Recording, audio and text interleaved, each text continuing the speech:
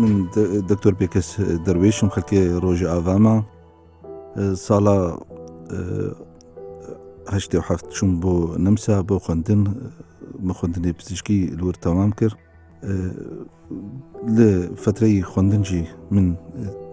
تێکەل بووم لە چالاکی خوێندەکاران کۆمەلەی گومە هەبوو کاسسی مەبڕێڤەت بر لە کاری جواکی لە کاری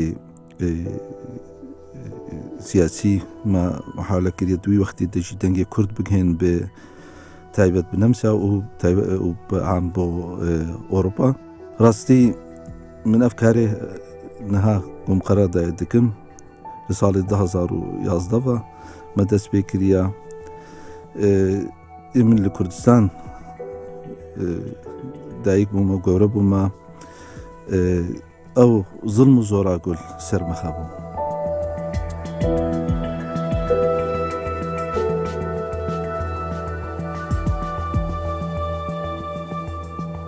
ئێمە کە 40 میلیۆن کورد هەنە کێمترین حەق مەنینە یعنی کێمترین ماف مەنینە مەدا دڕۆژادا 10,000 ئینسان لە سەرەکانی پەنەبەر بوون هاتنە باشووری کوردستان ڕاستی کامبا بادارەش تەبلە گۆ خزمەتەکە زۆر زۆرژی بووە یعنی کە پزیشکە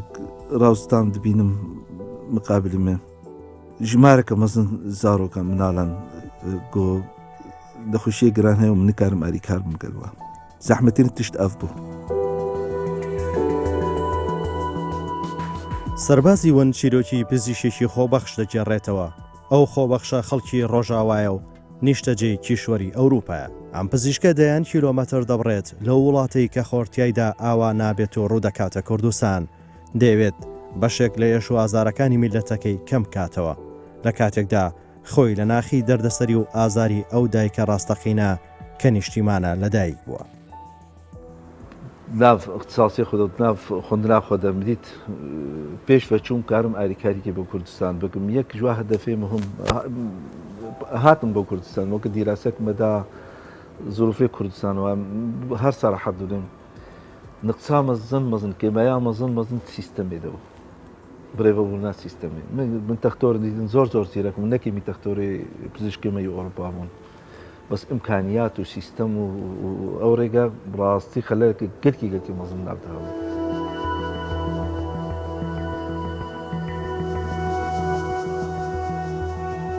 ئەم خۆبەخشە ماوەی چەندین ساڵە دەستەکانی لە بەخشین و قاچەکانی لە هەنگاونان ناوەستن بۆ کاری خۆبەخشی دەیەوێت ئەو منداڵانە لە ئامێز بگرێت و لە باوەشی خۆی دڵەکانیان ئارام بکاتەوە دائمی وەختان ناو ماڵبەتەکە وا بێژم دائمی بە کوردایەتی و وڵات پارێزی پەروەردە بووم دائمی بە حسام واجبە سەر خزمەت بۆ وڵاتی خۆم تایبەت هەر ئیمکانیاتێم زێدە بوون بدیت تشتی گەلکی پێویستە کارم بهتر کار بکەم بهتر خزمەتی بکەم زارۆکتیا خۆ ئێمە سەر عەرداخۆ ناو وڵاتی خۆ دەمەزم حەقێمە بوون مەکتەبێ و زمانەی خۆ بخوێنم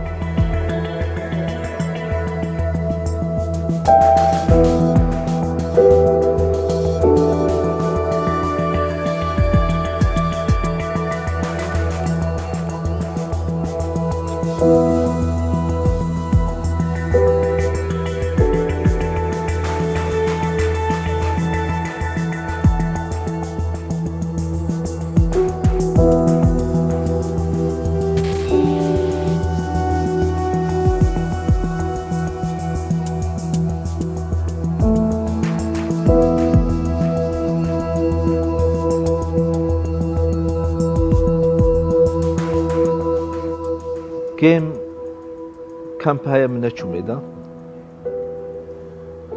تایبەت ئێمە دەرمان تێن جارجانە ستافێ طبی یان کادرێ طبی لەگەڵ خۆ تێنن چنە ناو کەمپێ ئەو دەرمانێ لاو دەستێمە هەیە وا چەند ڕۆژێ ئێمە گەور ناو کەمپ کار دەکەن نسبەکی جوانە خۆشە معالەجە دەکەن و ئەو دەرمانی مایژی تەسلیمی کادرێ طبی ئیدارە کەمپێ مەجالێکی دەژی محاولة كل مثلا نخش فيها ك إمكانية نبي نلعب كامبي مع معالجة محاولة تنسيق الدائرة صحة مستشفيات كردستان كاربن الويدري معالجة تمام.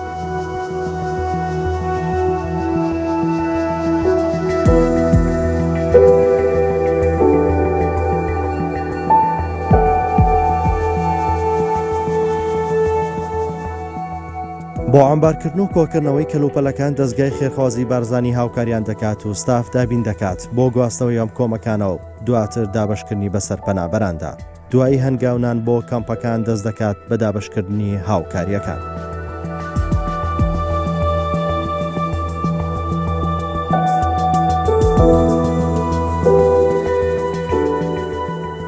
لێرە سەدان پیا و ژن و بەسەڵاتچووی نەخۆش بەدەست ئازاری دڵیان دەناڵێنن بە تایبەت منداڵان کە بەدەست دڵە کوونەکانیانەوە دەناڵێنن. ئەم پیاوە ماوەی چەندین ساڵە لە سەرەتای هاتنی داعش و هاتنی لێشاوی پەنابەران بۆ کوردستان بڕیار دەدات زۆرترین کاتەکانی لە کوردستان بەسەر بەرێت و لە ڕێگای هاوکاری جۆراوجۆر خزمەت بکات و هەموو ئەو دڵە پڕ لە ئازارانە هێور بکاتەوە. ئادەن وەختات دەبێت کامپێ پەنابەران یعنی وەضعکی زۆر خراپ دنیا سایکۆیە بەس بصراحەت بێژم یعنی لێ باشووری کوردستان حکوومەتە هەرێمجی و تایبەتی بێژمە چەند ساڵە دزگەی خێرخوازی بەرزانەی تایبەت زۆر سەر کامپا سەکینینە تەرتیبەکە گەلێکی یعنی نا ئەو گوتنام لە گوتنا ئەو ستافێ نەمساویە گۆلگەلمە هاتوون ترتیبە گەلکی بۆ مەسەلا تەندروستیژ و هەم مەسەلا جواکیژی ئاریکاری و مەسلەی مەوادی غیزایی و تەمیناتی پێویستی ڕۆژانە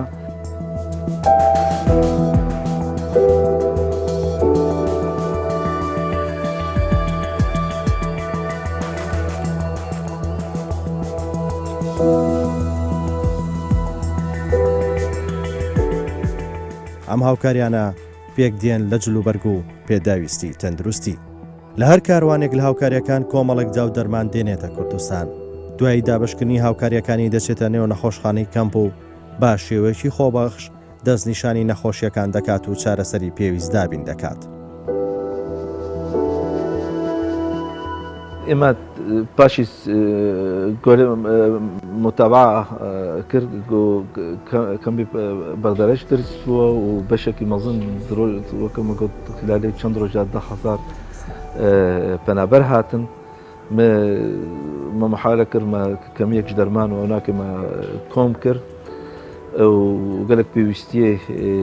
تەندروستی و ناکەی و چوومە ناو کەمپێ زۆر زەحمەتی هەنە جار بجار حتا تەرتیب دکم حتا تێمە کوردستان حتا دەرباسی کامپات بم لێ نەخۆشترین تشت وەختا چمە ناو کامپێ نەخۆشێکی دبینم و نکارم ئاریکارێوی نەخۆشی بکەم و ئەو نسبە نەکەیمە نسبەکە بلندە.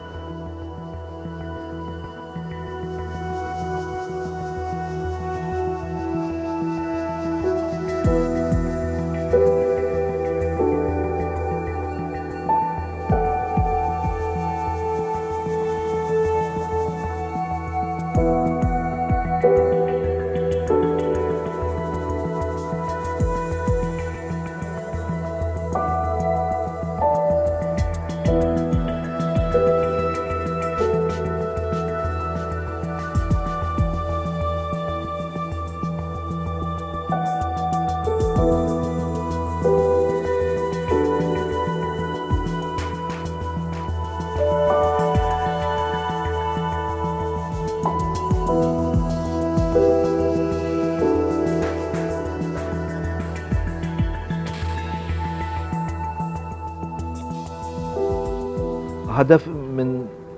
یەک هەدەفەیە من ئاریکارم خزمەت بۆ وڵاتی خۆ بکەم خزمەت بۆ کوردستان بکەم وڵاتێمە هەر کەسمە هاکەوەی تەفکیری بکەیت کار بێت گۆرە ئەمکانیاتە گۆرە ئەو شتێک و کارێ بۆ وڵاتی خۆ بکەی خزمەت بکەیت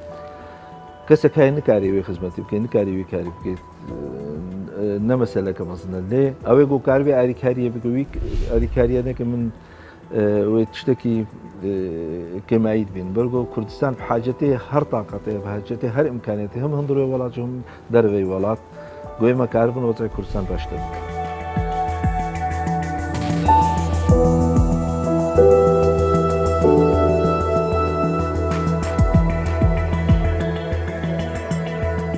ئەو خزمەتە بریتە لە هاوکاری پزیشکی و تەندروستی و جلو بەرگ و ساڕێژکردنی برینەکان لە ڕێگەی پسپۆڕیەکەی کارەکانی لە ناوە و دەرەوەی کەم خۆبەخشانێت.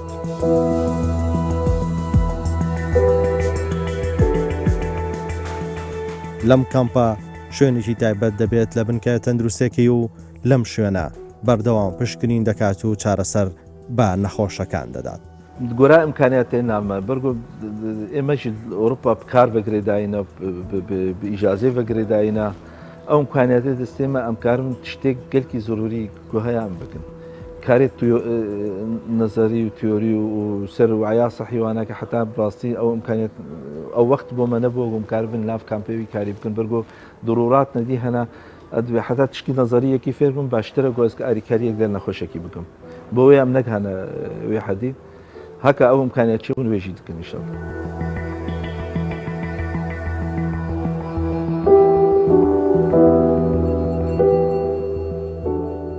هەکە من برادر نەبانەوە ئاریکار نەبانەوە و ئیمکانیات بۆ من ینی ئاریم نەکردەوە بۆ ئیمکانیات من نەدابانە من بخۆشی دیکاری کاری خۆ بەردەوام ئەف کارێک وە ئەز دکم نەکاری منی شخصیە کارێ کۆمەلەکەش برادەرە و شخصیاتە و گەلک مرۆڤێ هێژاک وا ئیمکانیات دنە بۆ وزکارم کاری خوم بەسەری بۆیەشی دائمیات بێژم سپاسیا مەزن نەبوو بدە سپاسیا مەزن بۆ مەتەڤایە ئێگۆ ئیمکانن گەل هەفتوو کار بکن بۆ کار نەتیجاتەری خزمەت بۆ پەنابەرا بکن بۆ پێشمەرگا بکن بۆ کوردستان بکن.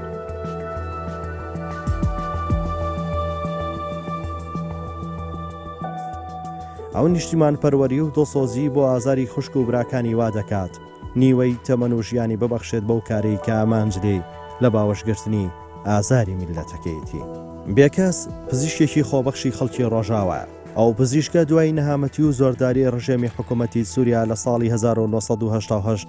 دەچێتە وڵاتی نەمسا و پەرە بە خوێندن دەدات تا پسپۆڕی لە نەخۆشیەکانی دڵ بەدەست دێنێت. دائمی استراتیژی بۆ خۆدانینە و گەل ئەو برادەرێ گەلم کار کرد ئێمە گەهانە مەرحەلەکی سەر مستەواکە شخصی وەختاوی کاریتکەم گەلک زەحمەتی و ئەوت بێ واکرد بە کۆمەلا پزیشکن کورد و نەمساوی مەدەرس کرد کۆنگرێکی مەزن کرد گەلک پرۆفسۆر و پسپۆر و ئەولاکە لەمسەر گەلمەد ناف کۆمەلەی دەبوون واژی ئیمکانی ئەمە بێترن ئالیکی بە ئێمە مەکاری بوو دەنگێ بێ معانەتا کوردن ناو پەنابەران لە کامپان واناکی کارم بگهێنن ئۆروپا تایبەت نەمسا ئالیکی دە ئێمە کارن وا ئیمکانیاتێک و ناو دەستێمە هەنوێ دەرمان پەیدەکردنا دەرمان پەیدەکردنا کادرێ سەحی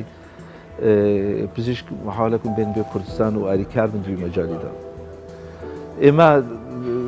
ڕاستی هەر سەراحەت بێژم ئەو کارێک و پێشمەرگە کردیا و ئەو بەرخۆدانە بۆ وڵاتی کوردیجی تۆرۆرێ کرد گەلک معنەویات دانەمەژی شخصی و گەلک دۆست بۆمە پەیدا ئەس کارم بێژم وڵاتی ئەوروپا بتایبەت سەیەکی متعاتفە گەلگەلی کوردستان گەل دۆزا کوردستان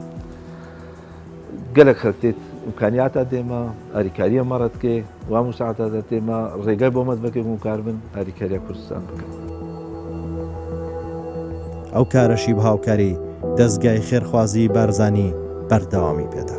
کاتێکەم هاوکاریانە دەگەنە کوردستان لە ڕێگای دەستگای خێرخوازیەوە کە ناسراوە بە دەستگای خێرخوازی بارزانی ئەم هاوکاریانە کۆ دەکرێنەوە ئەمبار دەکرێن و پاشان لە ڕێگای بار هەڵگریم دەستگایە دەگەندرێتە ناو کەمپ و پەناگەکانی پەنابەران. دکتۆر بێکەس یەکێکە لەو دکتۆرانەی کە ئێمە شانازی پێوە دەکەین وەکو دەستگای خێرخوازی بارزانی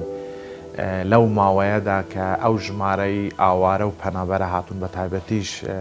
برایانمان لە ڕۆژ ئاوای کوردستان زیاتر لە 16 جار سەردانی هەرێمی کوردستانی کردووە تەبیعی بۆ گەیاندنی هاوکاری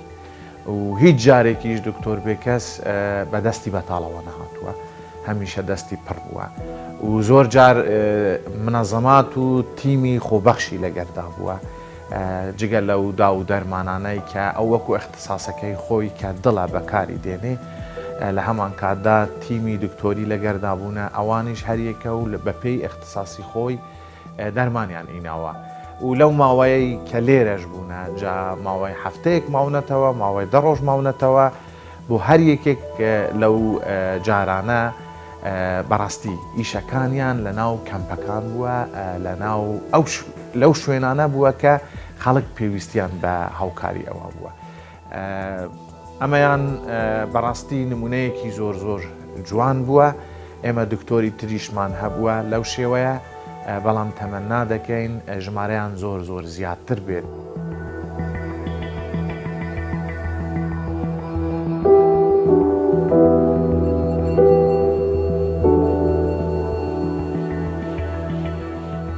ئێمە حتانها شانسیمە باش بۆ گۆمەکاری بوو بەردەوام بن بەرگۆ بڕاستی گەلکی زەحمەتە دەرمان لە ئەوروپا پەیدا بکێ تەرتیب بکێ تەیارە بێنێ حتا بگەێنێ کوردستان و پاشوێ بێنێ ناو کامپ ساعێک ئیجراعاتی قانونی هەنا سیستەمێک هەیە نەهەسانە بەس ئاریکەوەکەم بەحس کرد ئاریکاریە زۆر برادەرێ بێ دەرێ بۆ سوپاسیا تەوا دکم حتان هاگو ئاریکار بوون گەلبێ مەکاری بووی کاریها حتا ئیرۆ بەردەوام بن وشەڵە بەردەوام ژیت بن.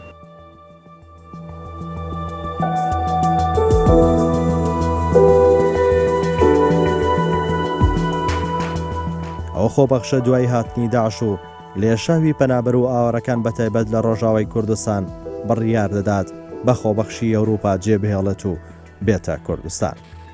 دوای ماوەیەک کاری خۆبەخشی گروپێکی پزیشکانی کورد و نەمساوی دروست دەکات بۆ گەیاندنی هاوکاری تەندروستی بۆ پەنابەر و ئاوەڕەکان.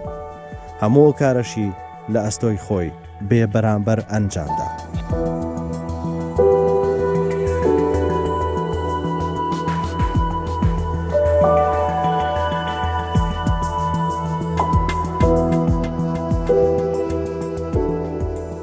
بهتر دەرمانی گواستێن بهتر ئێگۆل مەجاالێ من گۆزکارم پێ کار بکەم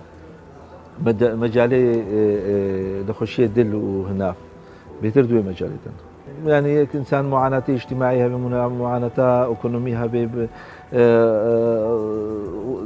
یا جواکی هەبێ طبعا مەشاکلی درژی زۆر دەبێت نسبەکە مەزن نەخۆشە بهتر ینی بێژم تەمەنی پێنجە و بانیدا پەنابەرە نەخۆشیە دل نه نەخۆشیە دەغت نەخۆشیە شەکر ینی نسبای زۆر بوو ناو کەمپێ.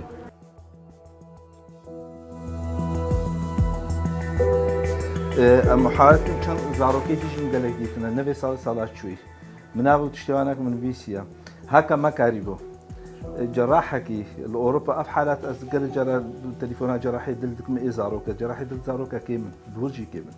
هاکە مایەک پەیدەگرکاری بۆ وەرێ کوردستانێ ئەمە کارن کورسانی عملیاتایی مێنمەیزن کام کارن عملیاتایی بکن ناکەنەوە ئەزێ ئیدە تەنسیقی بۆ ڕێکم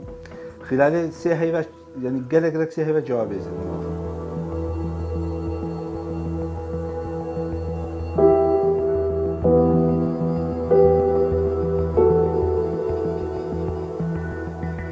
پێشگەیشتنی ئەم هاوکاریانە کەم دەرامەترین ئەم پەنابەرانە کە ژیانێکی سەخت بەسەر دەبن کۆیان دەکاتەوە و دواتر ئەم هاوکاریانە دابەش دەکرێت. دائمی حەسم بۆ دوێ خزمەتی کوردستان و خزمەتی وڵاتی خۆ بکەم خزمەتی خۆ بکەم بۆ وێژی ئەف کارێکی خۆبەخشیە. ئەو سەرەتا کۆمەکێکی زۆری دا و دەرمانی لە وڵاتی نەمسا گەیاندە کوردستان و بڕیاریدا خۆشی لە نۆرینگەیەک لە ناو کامپەکان دەست بکات بە پشکنین و چارەسەرکردنی نەخۆشەکان. دکتور بێکەس درویش گەل هەندێک هەواڵێ توی ئەvە چەند ساڵە دیڤێک تێن هاریکاریامەتکەن وەک سەحەدەهووکە هەمی بگشتی وەک سنتەرێ دلی یە نەشتەرگەری و نەخۆشیە دلی تایبەت و ئەو هاریکاریژی بۆ پێشمەرگەی قەهرەمان چیت باڕۆپتر چارەسەرکردنەوەن هەندە ئامیراتینن گەل هەندێ ڕاژی پێشکەفتنێکی بوومەت ئێخن کارێمەدا ئەvە چەند ساڵە دکتۆر بێکەس وەک يعني بخو وەک جهدێ خو وەک زەحمەتە خو گەل هەواڵێت خو وانکارات کەین مدوێت ناوێ تەندروستیە دهوکێ ناوێ سەنتەرێ دلیە دهوکێ زۆر سوپاسیەکەگەرم بۆ دکتۆر بێکەس کە هەوڵاتێکێ نیشتیمان پەروەرە هەر پشتەوانیال پێشمەرگەی قەهرەمان کرد و هاریکاریامە بکرد کو ئەم پشێن چارەسەر وان ئەوارە بکەین ئە فەقیر و ژارە بێت کەمپێ زۆر سوپاسیاوی بکەین ناوێ هەمی تەندروستیە دهوکێ سوپاسی دکتۆر بێکەس دەکەم کە ماوەی چەندین ساڵە خزمەت بە پەنابەر و ئاوارەکانی سنووری هەرێمی کوردستان دەکات بەڕاستی لە ڕاستیدا بوونیەوە هاوکاریانە لەلایەن تاکە کەسەکانەوە ئەوانەی کە پسپۆریان هەیە لە بواری جیا بە تایبەتی لە سێکتەری تەندروستی زۆر گرینگە ئێمە پێویستیمان بەو داعمی ئەو کەسانە هەیە نەخۆشە دلێ بقولە بەمە چقاس معال جواندا سووریە ما إجام هاتن فر أو جي تدي فر يعني تختار هن نتمنى بسيرو تختار هاتي علاج كريه ساعتها يخشبو أم تقاس يعني بنداوي بون وآلي كريم خص يعني ما آلي كريم تكي وتكيزا يعني لا ما علاج بكي وسبوس شيء استيصال جیا لەم هاوکاریانە ئەم پزیشکە وەک پیشەی هەمیشەی بەشێکی زۆری داو دەرمان و پێداویستی پزیشی بۆ دەرمانخانەکان لە ناو کەمپەکان دابین دەکات بەمەش بەشێک لە کەمەوکوڕیەکانی بواری دەرمان چارەسەر دەکات.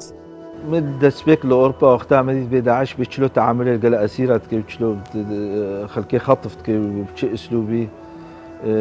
وەکە هەنێک ترس کەتە دلەیەکیدا بەس پاشی هاتمە کوردستان و مدیت بێ معنەویاتی گەلی کوردستان و معنەویاتی پێشمەرگا و ئەو بوو طرفی دیدە معانەتا وەدعی پەنەبەرە من واناکێ بچقا خراپە ئەو ترس وەکل ناو دڵیم نەما. هەندێک جار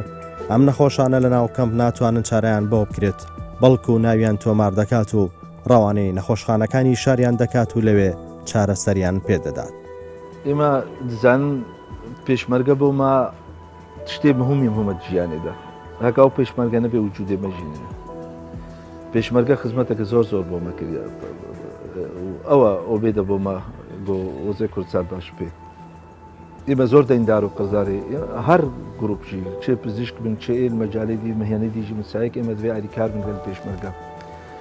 پێشمەرگە پاش شەڕێ داعش چون مەراکزی سەحی پێشمەرگە چون لام مەحوەر واناکە ناو مەرکەزی تەندروستی واناکە تەماشاکردن مەیزان یەکێکی تر لە کارەکانی ماڵ بە ماڵ هەنگاو دەنێت بۆ چاودێری تەندروستی و ئاگاداربوون لە ڕەوشی تەندروستی پەنابەران. پێیامنیم دووە وەزعی کورد هەکە ئێمە کە کورد هەر کەسمە لە مەجای خوا هەر ئیمکانیاتی خۆ نەدەینێت سەر و نائاری کار بێ وەزعیمە زوو پێشوە ناچێ وەزعیمە باشتر نابێ ئەوە گۆ هەر کوردێک بهتر دەربەی وڵات کاربێ هەر ئیمکانیاتی خۆ بخێ خزمەتی کوردستان دە خزمەتی بهترجی معاناتی پەنابەران بەر ئەو پەنابەران کینە دایکی منە خۆشکی منە خزمی منە دوێ ئێمە دوێ مەجاالێدە گەلێک تەفکیر لێ بکەن گواجی بە سەرمە بهتر ئێمەی کۆ دەربەی وڵاتن.